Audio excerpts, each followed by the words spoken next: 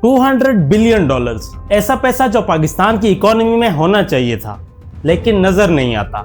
सवाल ये नहीं है कि मुल्क गरीब क्यों है, सवाल ये है कि अगर इतना पैसा मौजूद है तो फिर जाता कहाँ है।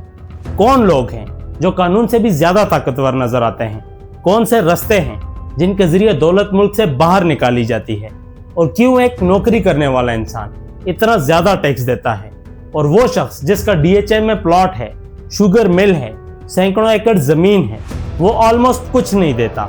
आज हम पाकिस्तान के उस $200 बिलियन स्कैंडल की बात करेंगे जिसके बारे में बहुत कम लोग पूरी कहानी जानते हैं। देखिए, पाकिस्तान में टैक्स सिस्टम का एक अजीब पहलू है।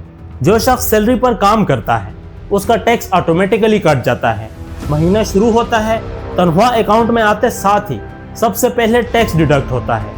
उसके पास इससे बचने के ज्यादा रास्ते नहीं होते। लेकिन दूसरी तरफ वो लोग हैं जिनके पास बड़ी ज़मीनें हैं, फैक्ट्रीज हैं, मिल्स हैं या कारोबारी एम्पायर हैं। उनकी असल आमदनी का अंदाज़ा लगाना, उसे डॉक्यूमेंट करना और फिर उस पर टैक्स वसूल करना काफ़ी मुश्किल हो जाता है। नतीजा यह है कि टैक्स का बोझ अक्सर उन लोगों पर ज़्यादा नज़र आता है जो सिस्टम के अंदर पूरी तरह डॉक्यूमेंटेड हैं, जबकि बहुत सी दौलत सिस्टम की नज़रों से दूर रहती है। और यह सिर्फ किसी एक साल या किसी एक हुकूमत का मसला नहीं, यह एक ऐसा ढांचा है जो सालों से चलता आ रहा है। अब सवाल यह है कि आखिर वो जगह कहाँ है जहाँ ये अरबों डॉलर्स के बराबर दौलत गायब हो जाती है, और पाकिस्तान के इस $200 बिलियन स्कैंडल की असल कहानी शुरू कहाँ से होती है। कुछ साल पहले एक दिलचस्प बात सामने आई। FBI के चेयरमैन ने खुद इस बात की तरफ इशारा किया कि पाकिस्तान की असल इकोनॉमी ऑफिशियल नंबर से काफ़ी बड़ी हो सकती है, यानी जो इकोनॉमिक एक्टिविटी कागज पर नजर आती है उसके अलावा भी एक बहुत बड़ा हिस्सा मौजूद है जो पूरी तरह डॉक्यूमेंटेड नहीं। सवाल यह है कि ये अनडॉक्यूमेंटेड इकोनॉमी आखिर है कहाँ। ये उस कैश ट्रांजैक्शन में हो सकती है जहाँ कोई रिसीट इशू नहीं होती।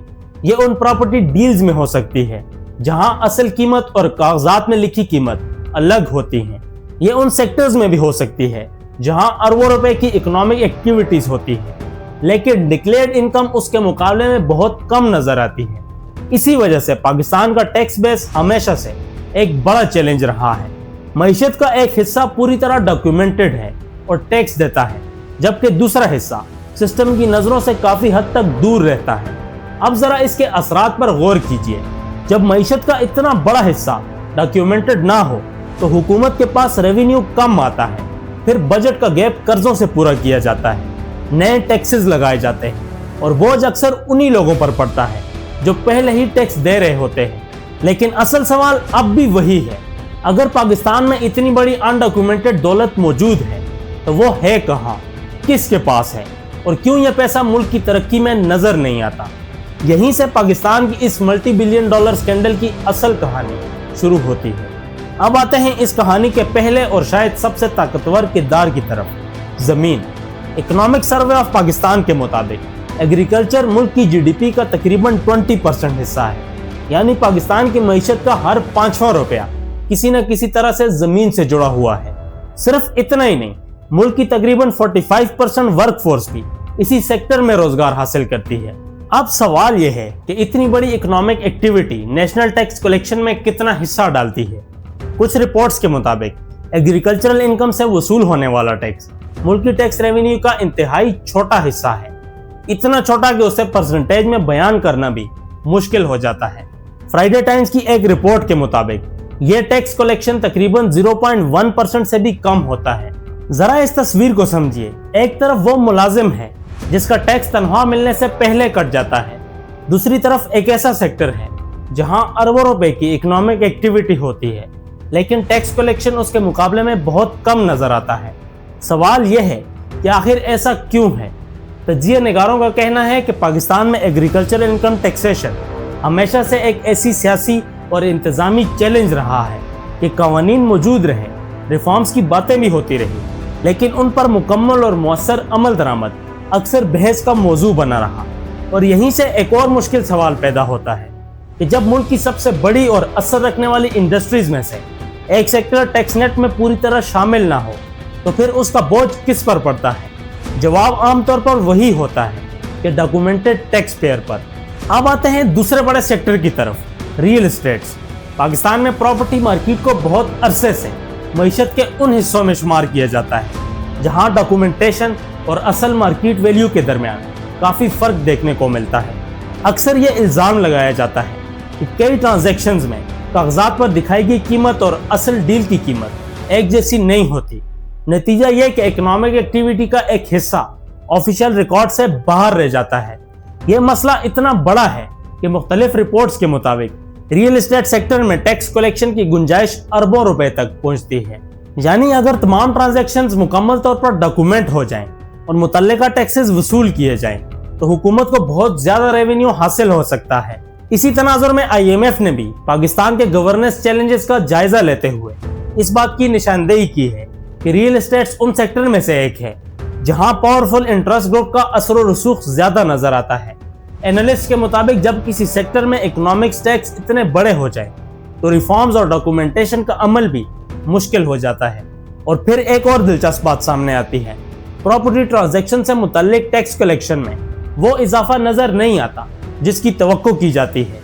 सवाल यह है कि जब मार्केट में इतनी बड़ी एक्टिविटी मौजूद है तो उसका पूरा फायदा नेशनल रेवेन्यू में क्यों नजर नहीं आता? क्या मसला सिर्फ कमजोर इन्फोर्समेंट का है या फिर सिस्टम के अंदर कुछ ऐसी खामियां मौजूद हैं जो इस दौलत के एक बड़े हिस्से को टैक्स नेट से बाहर रखती हैं? ये वो सवाल हैं जिनका जवाब समझे बगैर पाकिस्तान के इस मल्टी बिलियन डॉलर स्कैंडल को समझना मुश्किल है। तीसरा चैप्टर और भी ज्यादा दिलचस्प है। शुगर इंडस्ट्री पाकिस्तान की गवर्नेंस और इकोनॉमिक स्ट्रक्चर पर तैयार की गई IMF की रिपोर्ट्स में शुगर सेक्टर को उन इंडस्ट्रीज में शुमार किया गया है जहां पॉलिसी मेकिंग और बिजनेस इंटरेस्ट के दरमियान करीबी ताल्लुक पर बार बार सवालात उठाए गए। तजिया निगारों का कहना है कि कई दफा ऐसे फैसले किए गए जिनका सबसे ज्यादा फायदा चंद बड़े इंडस्ट्रियल ग्रुप्स को पहुंचा। Sugar cane support prices, exports incentives और मार्केट रेगुलेशन पर बहस कोई नई बात नहीं। सालों से यह इल्जाम लगता रहा है कि शुगर सेक्टर को मिलने वाली सहूलियात और पॉलिसी सपोर्ट दूसरे सेक्टर्स के मुकाबले में ज्यादा रही है। फिर 2020 में शुगर क्राइसिस की तहकीकात ने इस बहस को और हवा दी। इन्वेस्टिगेशन रिपोर्ट्स में यह दावा किया गया कि मार्केट स्ट्रक्चर और सप्लाई चेन के कुछ पहलुओं ने चीनी की कीमतों में गैर मामूली इजाफा करने में किरदार अदा किया। नतीजा यह हुआ कि चीनी महंगी होती गई और उसका बोझ सीधा आम खरीदार पर पड़ा।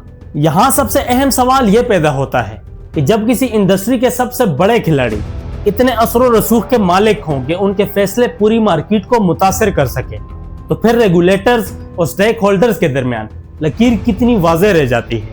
और जब हर क्राइसिस के बाद भी मार्केट का ढांचा लगभग वैसा ही रहे तो लोग फिर ये सवाल पूछते हैं कि असल में तब्दीली क्यों नहीं आती। चीनी की कीमत बदलती रहती है, हुकूमतें बदलती रहती हैं, रिपोर्ट्स आती रहती हैं, लेकिन बहस आज भी वही है, फायदा किसको होता है और कीमत कौन अदा करता है। अब आते हैं उस तबके की तरफ जो शायद इस पूरे सिस्टम का सबसे आसान निशाना है, सैलरीड क्लास। मुख्तलिफ रिपोर्ट्स के मुताबिक फाइनेंशियल ईयर 2024-25 में पाकिस्तान की सैलरीड क्लास ने 555 बिलियन से ज़्यादा इनकम टैक्स अदा किया। दिलचस्प बात यह है कि यह रकम कई बड़े बिजनेस सेक्टर की कंबाइंड टैक्स कंट्रीब्यूशन से भी ज़्यादा थी। ज़रा इस मंजर को तस्वर में लाएं। एक शख्स रोज़ सुबह ऑफिस जाता है, पूरा महीना काम करता है और तनख्वाह मिलने से पहले उसका टैक्स कट चुका होता है। उसके पास ना कोई लूप होल होता है, ना कोई बचने का रास्ता। सिस्टम उसे पूरी तरह देख सकता है। क्यों? क्योंकि उसकी सैलरी स्लिप मौजूद है, उसका बैंक अकाउंट मौजूद है, उसका NIC रिकॉर्ड पर है। FBR को मालूम है कि उसकी आमदनी कितनी है और वो कहां से आती है। लेकिन मईशत का एक और हिस्सा भी है जहां कैश ट्रांजैक्शन ज्यादा होती हैं, डॉक्यूमेंटेशन कम होती है और असल इकोनॉमिक एक्टिविटी का पूरा रिकॉर्ड हर वक्त सिस्टम के पास नहीं होता। यही वजह है कि पाकिस्तान का टैक्स नेट बढ़ाने की बात हर बजट और हर IMF प्रोग्राम का हिस्सा बनती रहती है। और फिर जब हम बिजनेस सेक्टर को देखते हैं तो तस्वीर और भी दिलचस्प हो जाती है। रिपोर्ट्स के मुताबिक पाकिस्तान में लाखों छोटे और दरमियानी सतह के बिजनेसेस मौजूद हैं, लेकिन डॉक्यूमेंटेड टैक्स सिस्टम और डिजिटल ट्रांजैक्शन मॉनिटरिंग में उन सब की शिरकत यकसान नहीं है। जो भी कहानी हमने इस वीडियो में अब तक की है, अब उस कहानी का शायद सबसे अहम हिस्सा आता है फाइनेंशियल ईयर 2024-25 का बजट। डॉक्यूमेंट्स के मुताबिक हुकूमत ने हजारों अरब रुपए की टैक्स एग्जेम्पशंस, कंसेशंस और प्रेफरेंशियल ट्रीटमेंट रिकॉर्ड किए। यानी ऐसे इंतजाम जिन के तहत मुख्तलिफ सेक्टर्स, एक्टिविटीज़ या ग्रुप्स को मुकम्मल टैक्स रियायत दी गई। अब सवाल ये नहीं है कि एग्जेम्पशन बुरी चीज़ है। दुनिया के हर मुल्क में कुछ न कुछ टैक्स इंसेंटिव्स या एग्जेम्पशंस होती हैं। असल सवाल ये है कि इनसे फ़ायदा किसको पहुंचा, कितनी इकोनॉमिक एक्टिविटी पैदा हुई और क्या इनके नताइज उस रेवेन्यू लॉसेस के बराबर थे जो कौमी ख़जाने ने बर्दाश्त किए। क्योंकि जब एक तरफ मुलाजिम का टैक्स पहले ही दिन कट जाए और दूसरी तरफ हज़ारों अरब रुपए की टैक्स रियायतें दी जा रही हैं, तो लोगों के जहन में एक सवाल पैदा होता है, क्या टैक्स सिस्टम सबके लिए बराबर है या फिर कुछ लोगों के लिए कवायद और हैं और बाकी सब के लिए कुछ और। मगर असल सवाल वही रह जाता है कि 200 बिलियन डॉलर्स कहाँ जाता है। जवाब सीधा है, वो किसी एक जगह नहीं जाता, वो सिस्टम के उन दराजों से निकलता है जो डिलिबरेटली खोले गए हैं। एग्रीकल्चरल एक्सपेंशंस, रियल एस्टेट की dual pricing, undocumented retail economy और वो लीगल लूप होल्स जो पावरफुल लोगों के लिए स्पेसिफिकली डिजाइन किए गए हैं। IMF का खुद का कहना है कि अगर पाकिस्तान ने गवर्नेंस रिफॉर्म्स की, सिर्फ रिफॉर्म्स की, तो 5 साल में GDP 6.5% तक बढ़ सकती है। ये मिलियंस नौकरियां हैं, ये बेहतर हॉस्पिटल्स हैं, ये वो लोड शेडिंग है जो खत्म हो सकती है। लेकिन ये तब होगा जब सिस्टम में वो लोग आएंगे जो इस सिस्टम को तोड़ सकें, ना कि वो जो इस सिस्टम से ही पल रहे हैं। आप सैलरीड हैं, आप टैक्स देते हैं। आप दुकान से चीज खरीदते हैं, आप टैक्स देते हैं। आप पेट्रोल भरते हैं, आप टैक्स देते हैं। सिर्फ एक काम आप नहीं कर सकते, छुप नहीं सकते, और यही आपका सबसे बड़ा नुकसान है। कमेंट सेक्शन में अपनी राय जरूर दें। इस वीडियो को उन लोगों तक जरूर शेयर करें जो सोचते हैं कि यह सिर्फ ऊपर वालों का मसला है। ये आपका मसला है, ये आपकी जेब का मसला है। अगर आपको वीडियो इन्फॉर्मेटिव लगी तो इसे लाइक, शेयर और सब्सक्राइब जरूर करें। Thanks for watching. See you in the next video.